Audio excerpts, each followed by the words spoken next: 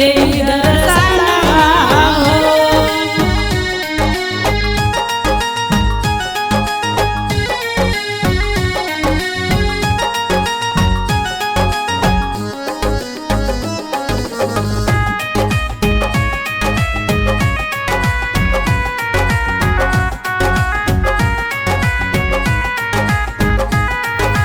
कहाँ देर कैले बानी रथवा सजाई, बदरी के चीर जल्दी बहरी आई।